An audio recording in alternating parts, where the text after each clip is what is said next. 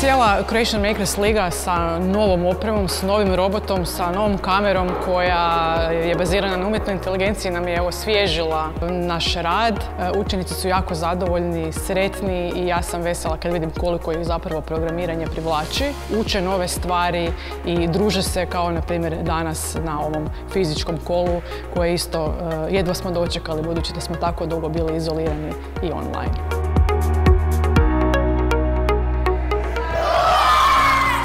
Stvarno kod djece razvija i timski duh i način razmišljanja. Čini mi se da razvijaju stvarno dobre sposobnosti za budućnost.